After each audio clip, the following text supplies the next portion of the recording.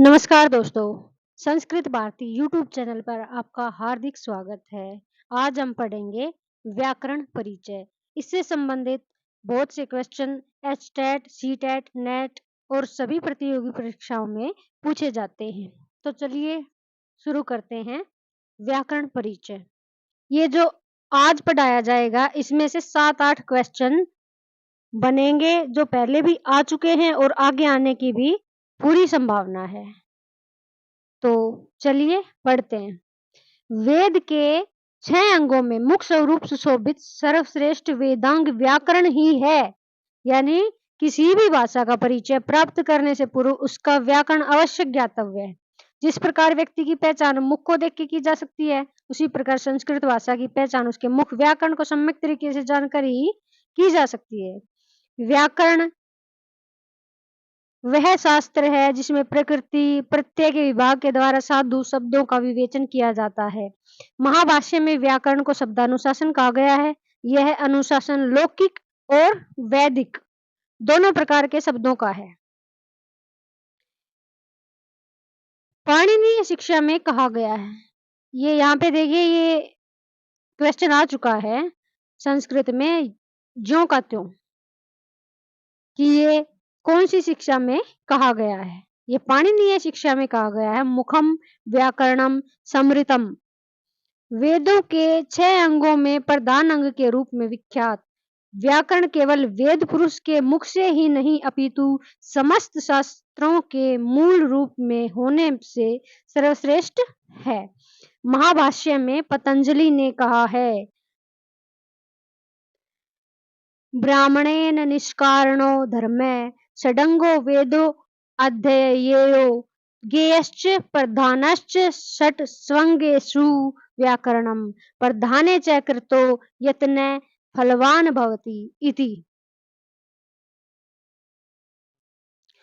ध्वन्यालोक में आनंदवर्धन भी व्याकरण को जानने वालों की श्रेष्ठता संपादित करते हैं। ये जो है पंक्ति पूरी की पूरी एचटेट के पेपर में आ चुकी है। ज्यों की त्यों, जैसी है वैसे की वैसी। कि ये किसने कहा? ये ध्वन्यालोक में आनंदवर्धन जी ने कहा। व्याकरण की परंपरा द्विमुखी या 2 प्रकार की, एक है वारस्पति परंपरा और एक है माहेश्वरी परंपरा। व्याकरण की वारस्पति परंपरा में कहा जाता है कि ब्रह्मा ने संपूर्ण व्याकरण शास्त्र का निर्माण करके बृहस्पति को बताया और बृहस्पति जी ने इंद्र ने यम, रुद्र, वायु, वरुण आदि को बताया। अतः इस मत में इंद्र को प्रथम व्याकरण माना जाता है। प्रथम प्रवक्ता बृहस्पति को माना जाता है। ये क्वेश्चन भी पूछा जा चुका है कि प्रथम व्याकरण वारस्पत परंपरा में प्रथम व्याकरण किसे माना गया है? तो इंद्र को माना गया है और प्रथम प्रवक्ता बृहस्पति को माना जाता है। यहाँ शब्दों का प्रतिपद पाठ किया गया, इस कारण नियमों के ज्ञान में कठिनता रही है। इस वारस्पति परंपरा को कातंत्र नाम भी दिया जाता है। ये आ चुका है कातंत्र, ये कातंत्र नाम आ चुका है। माहेश्वरी परंपरा के अनुसार भगवान महेश्वर ही प्रथम व्याकरण हुए हैं। कहा जाता है कि माहेश्वर सूत्रों के माध्यम से पाणिनि को व्याकरण का ज्ञान हुआ। भगवान शंकर ने खुद पाणिनि जी को ज्ञान दिया। अतः इस परंपरा को पाणिनीय परंपरा भी कहा जाता है। इस परंपरा को वर्तमान में अधिक तार्किक, मनोवैज्ञानिक एवं सर्वग्राही माना जाता है। इसमें ये ध्यान रखिएगा कि प्रथम व्याकरण हुए हैं महेश्वर। प्रथम व्याकरण भगवान महेश्वर ही हुए हैं माहेश्वरी परंपरा में। उक्त दोनों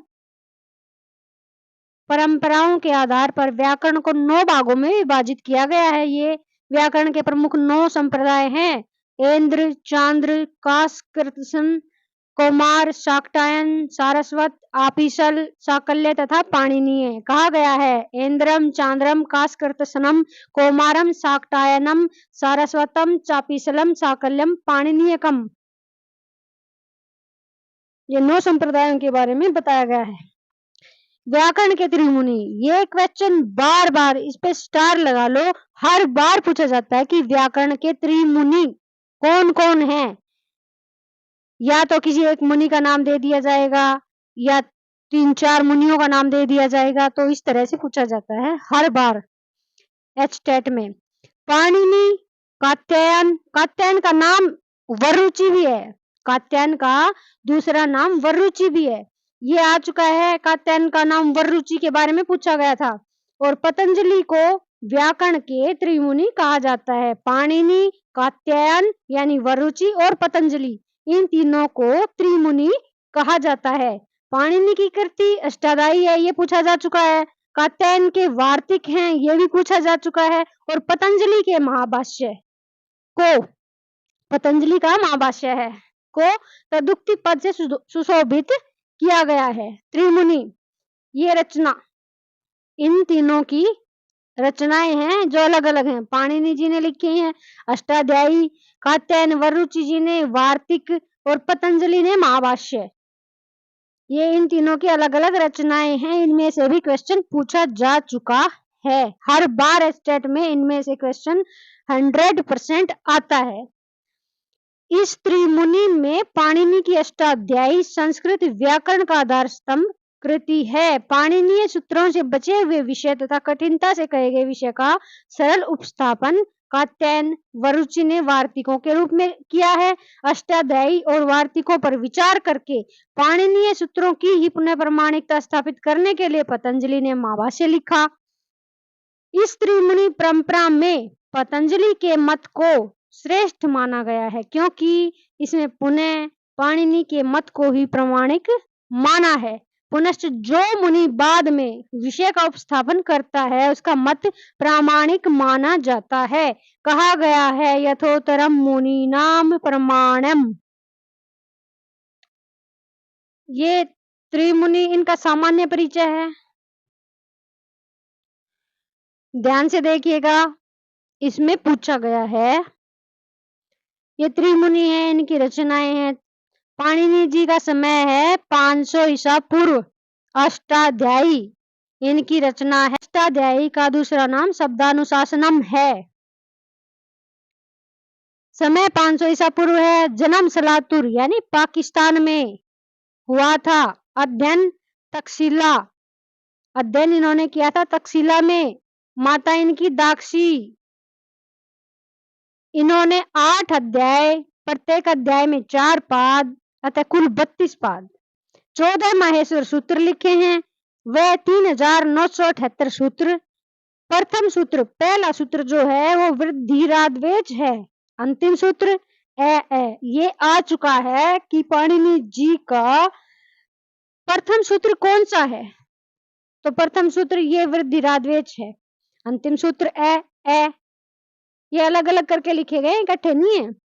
अष्टाध्यायी में व्याकरण के 10 आचार्यों का नाम लिया गया है। इसके प्रारंभ के 29 पादों 7 अध्यायों के प्रति अंतिम 3 पाद असिद्ध माने गए हैं। ये पूछा जा चुका है, इसमें से आ चुका है कि कितने पाद असिद्ध माने गए हैं। 3 पाद असिद्ध माने गए हैं।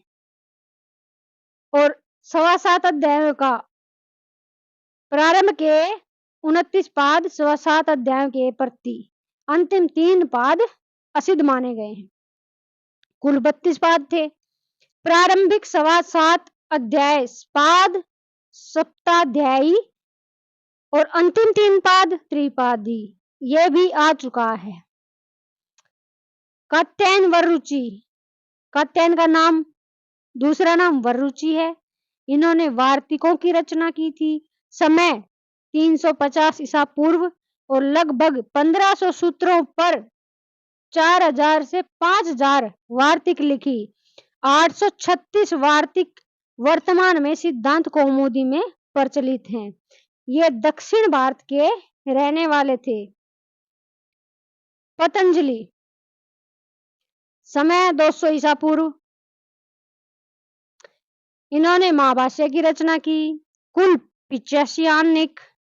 आनिक क्या होता है? आनिक, यह आ चुका है क्वेश्चन स्टेट में, बार बार पूछा जाता है कि आनिक क्या होता है? एक दिन में निवृत्त कार्य को आनिक कहा जाता है। अतः महाभाष्य को 85 दिनों में निर्मित ग्रंथ माना जाता है।